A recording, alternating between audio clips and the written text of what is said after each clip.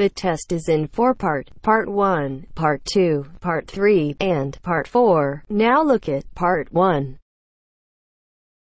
Part 1. I have with me in the studio today Dr. Stephen Phillips, author of the new book Silver Lining, which is an investigation into UFOs. First, you have some time to look at questions 1 to 4.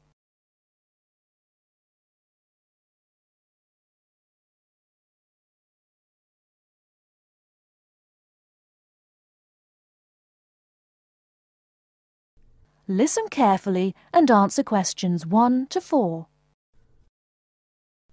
Good afternoon. I have with me in the studio today Dr. Stephen Phillips, author of the new book Silver Lining, which is an investigation into UFOs. Now, Dr. Phillips, can you tell us a little about your book? Yes, certainly. Over the last 12 years, I've become increasingly interested in the subject of UFOs, and this book is a compilation of all the sightings that I've heard about, together with evidence. You see, so many people are convinced that there is life on other planets that I thought I would do some research myself. And what did you find? Are we alone in the universe? You sound skeptical. Well, you'll have to buy the book to find out my personal conclusion, but I can tell you this. There are a lot of sightings in a number of different countries, and the surprising fact that I have found is that despite never having met each other, a great number of these witnesses describe an almost identical object. Now, I realise that television and the media has given us all a mental picture of a UFO, a silver ship with bright lights that moves at very high speed. What interested me was that in all the eyewitness accounts I heard, people gave very precise and detailed descriptions that varied only slightly. Reports from America, Europe, even Asia, all share a significant number of similarities. Interesting. Tell me, have you been able to see any evidence yourself? Well, no. My aim in writing this book was not really to present my own opinion, but to gather all the information available and collate it into a kind of reference guide. Personally, I don't have anything much to add apart from the conclusions that I've drawn from the accounts I've heard. I understand that there is a strong body of opinion that claims there is hard evidence that is being suppressed by the American government. Could you comment on that?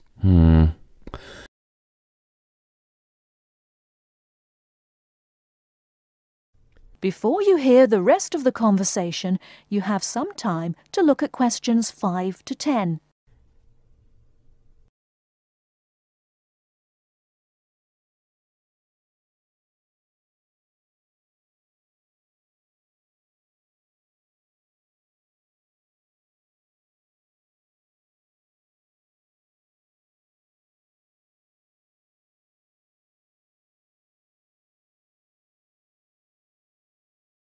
Now listen and answer questions 5 to 10. Personally, I don't have anything much to add apart from the conclusions that I've drawn from the accounts I've heard. I understand that there is a strong body of opinion that claims there is hard evidence that is being suppressed by the American government. Could you comment on that? The second chapter of my book actually talks about a place in America that has often been in the media, Area 51. Area 51? Yes, it's a military base in New Mexico. In 1947, a man called McBrazel claimed... Sorry, who? McBrazel. That's M-A-C, capital B-R-A-Z-E-L. Anyway, McBrazel claimed to have found pieces of an alien spacecraft on his farm in Roswell. Now, many people believe that this was true and that the government of the time took the debris. Since that time, they have denied all knowledge of any such find, and accounts by the many leading experts at the time dismissed the claim, believing that McBrazel had actually found pieces of a higher altitude weather balloon that had disintegrated. Now, the lack of information combined with the large number of conspiracy theorists means that no useful scientific conclusion can be drawn, but I have found out 1 or 2 surprising details. Again, you'll have to buy the book if you want to find out more. Okay. Now, I understand that an overwhelming majority of UFO sightings occurred in America. Do you find that in any way relevant? Well, as I mentioned before, there are a large number of conspiracy theorists, and the popularity of science fiction programs in America could lead you to suspect that these sightings may be nothing more than an overactive imagination. However, I have found that there are a number of other factors that determine UFO sightings. In Northern Europe, the number of reports is very low, whereas in Southern Europe, where there is more open space, less light pollution, and generally clearer skies, the number of sightings increases. Now, when you consider the vast open areas of America, particularly around New Mexico, there is an argument that UFOs are simply easier to see in certain geographical and climatic situations. Well, I've never thought of that. If I could ask you one final question, Dr. Phillips, what about alien abduction?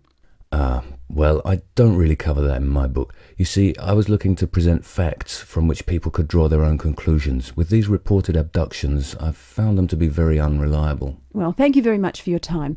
Before we finish, I'd just like to add that Silver Lining is available at all leading bookstores, priced at £19.99. Until next week, goodbye. That is the end of part 1. You now have half a minute to check your answers.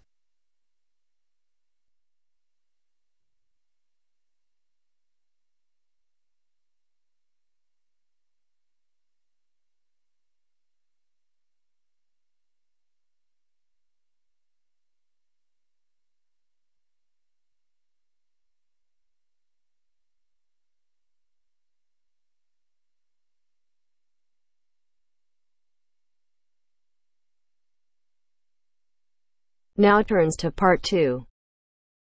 Part 2. You are going to hear a teacher helping high school students visiting from an overseas school to fill in a school excursion permission note. First, you have some time to look at questions 11 to 17.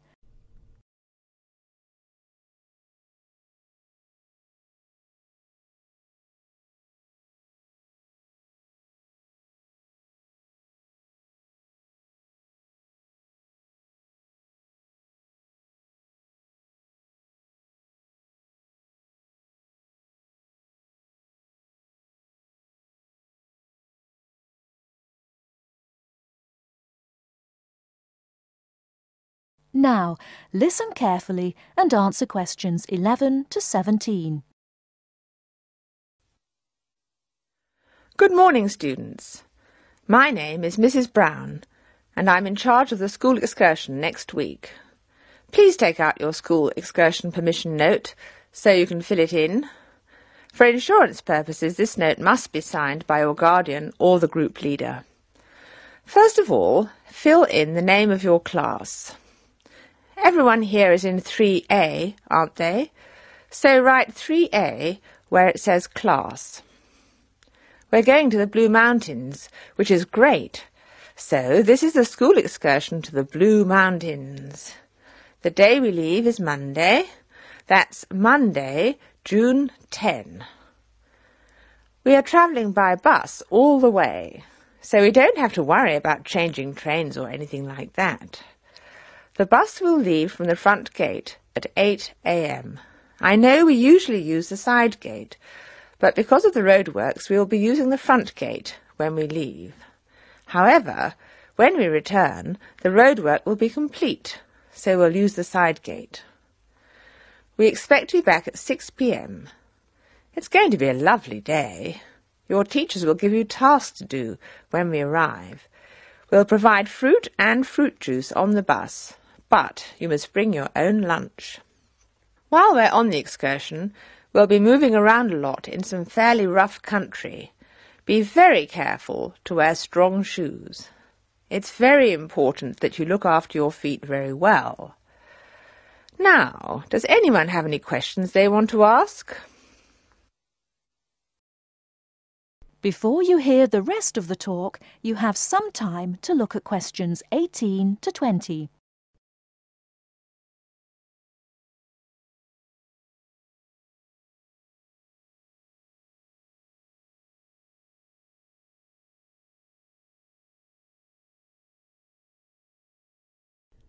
Now listen and answer questions 18 to 20.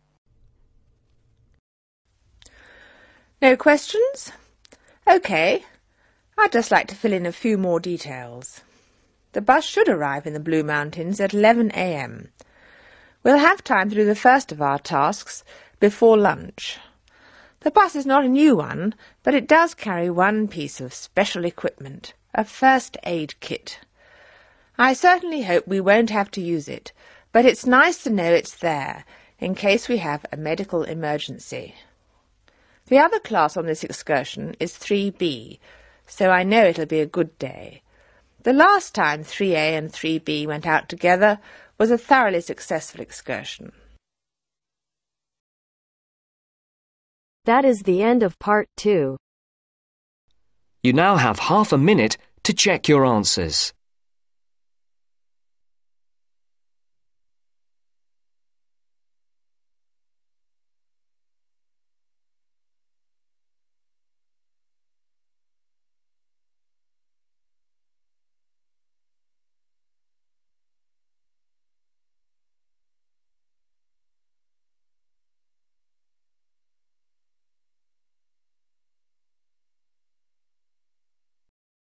Now turns to part 3. Part 3. You will hear a business studies student called Sam talking to his tutor about an IT project he is going to do for a local company called Turner's. First, you have some time to look at questions 21 to 26.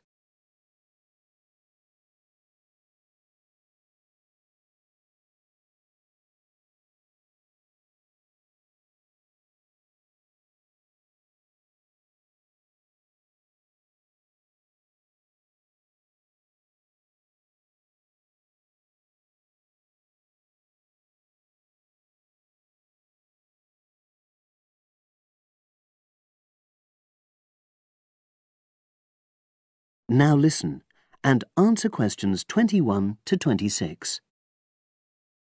Hello, Sam. Come in and sit down. Thanks.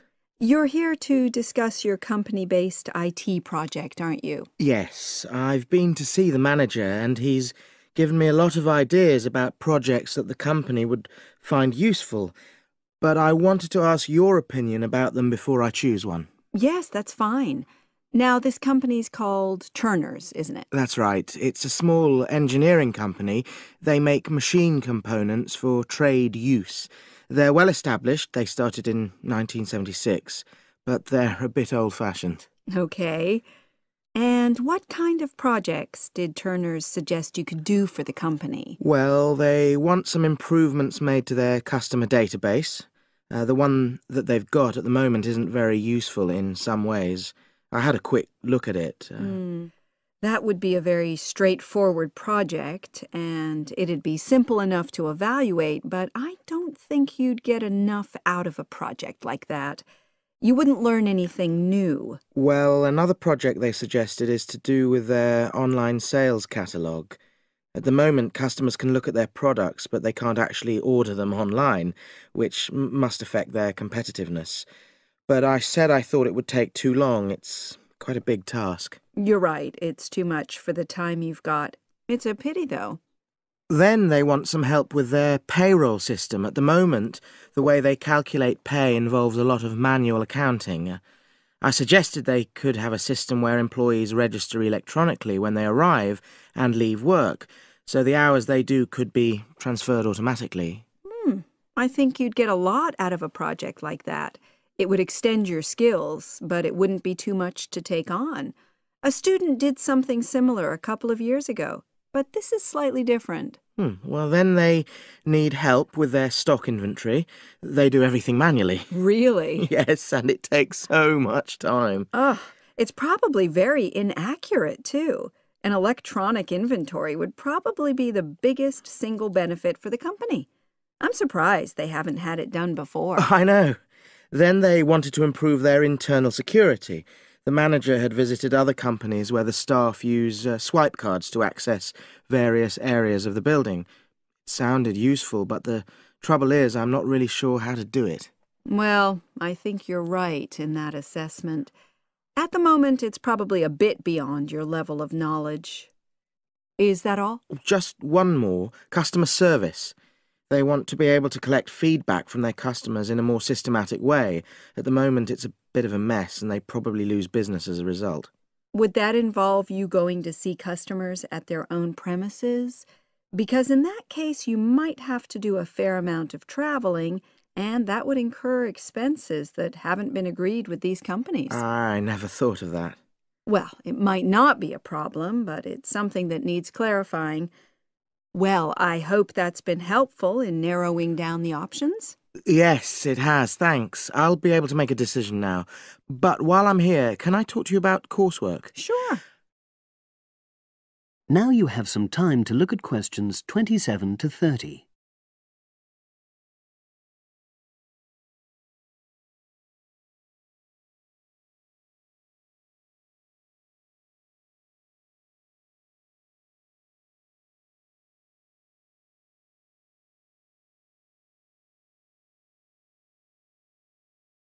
Now listen and answer questions 27 to 30. I'm not very happy about the way our group assignment is working. There are some problems. Oh dear. Are people just not getting on with each other? That's the worst thing. Actually, we're all friends. It's not that. But when we're having a discussion about the assignment, one or two people end up doing all the talking and the rest don't say anything. It's a bit frustrating because we need plenty of debate. Well, that's a common observation. You're studying in a group with people from all over the world, and you all have your own ways of participating. In some places, students are more used to listening than talking, and vice versa. I suppose you're right. I'll try to remember that. Does everyone pull their weight as far as sharing the workload is concerned? I'd say they do, yes. And our group elected a leader. She's very good at making sure no one's overloaded.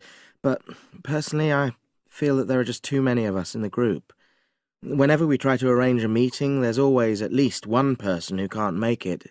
It's not anyone's fault, it's just that we've all got slightly different timetables.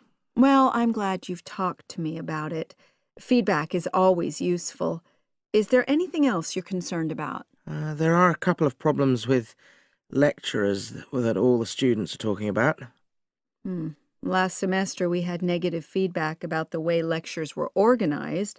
There were several occasions when the wrong room had been booked or the same room had been booked twice, that sort of thing. Is that still a problem?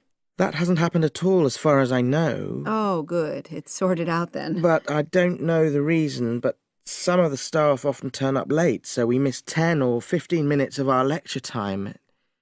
It might be because they've been copying handouts for students. I think there's a queue for the machine sometimes. Well, I'll look into that. Thank you for telling me. Anything else? The other thing is that it can be very difficult to get to see a lecturer individually. They're all very supportive and friendly when you do manage to find them, but often they're not in their office, even at times when they're meant to be available for consultation. Okay, that's helpful. Now, before you leave, That is the end of part 3. You now have half a minute to check your answers.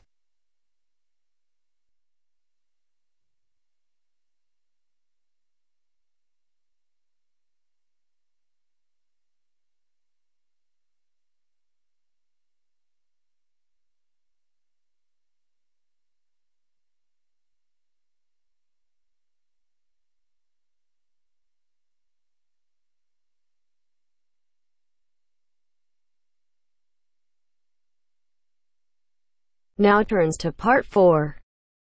Part 4. You will hear an interview with a marketing director. First, you have some time to look at questions 31 to 34.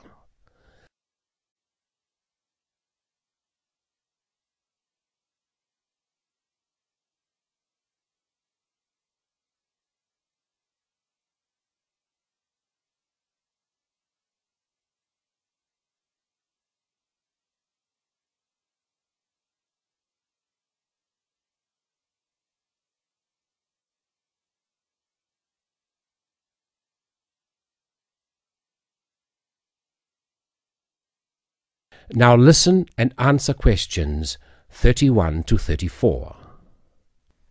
Continuing our theme of business marketing, I have with me today Mr. Brian Kinsella, who is here to talk about the differences between marketing a product and marketing a service. Good morning.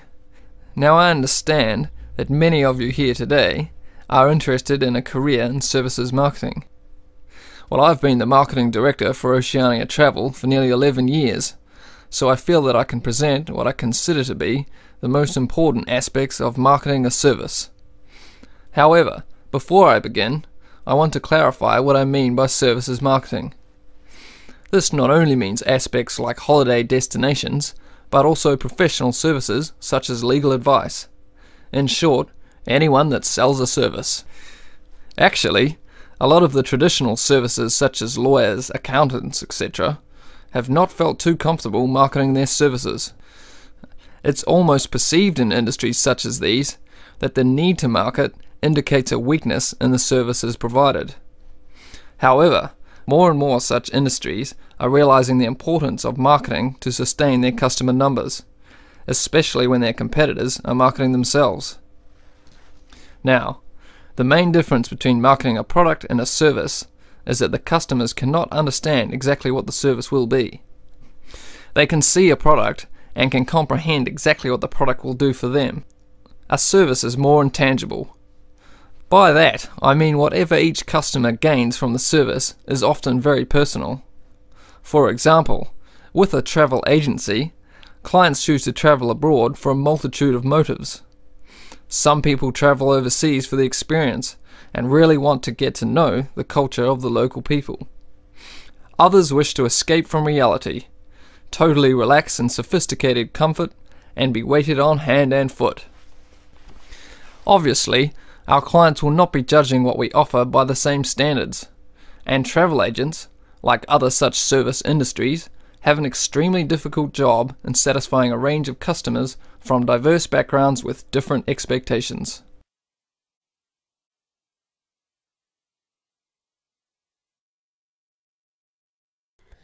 Before you hear the rest of the recording, you have some time to look at questions 35 to 40.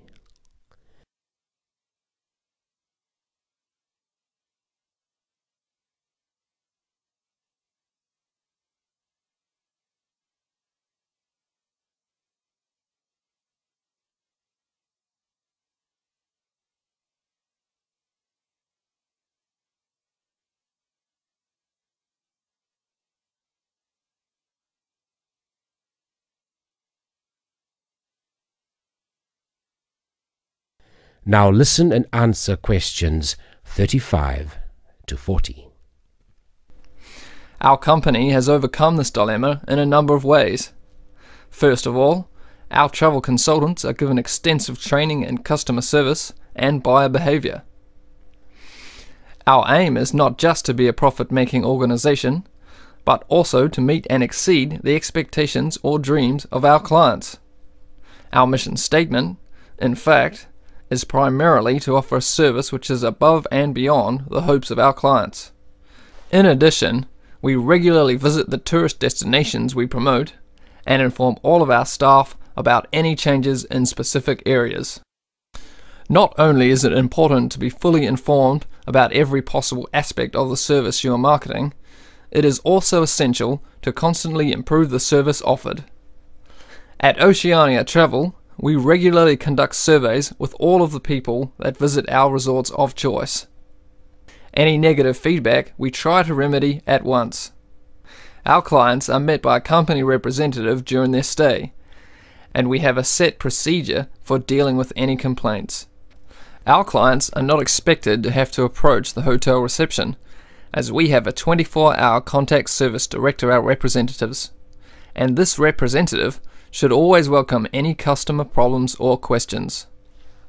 In the event of a complaint, the representative will then try to remedy the complaint with the hotel. If the problem cannot be rectified by the hotel manager, our representative is authorized to remedy the situation him or herself. For situations beyond the representative's authority, our complaints department is contacted. The complaints department guarantees a solution within the day. If the customer is still not satisfied, they are welcome to approach our head office on their return. So you see that marketing a service is catering more for the client's expectations than anything else, and it is that which makes services marketing a very intricate business. Now that's the end of my presentation, but if there is anything you want to ask, then please feel free to do so. Thank you. That is the end of part 4. You now have half a minute to check your answers.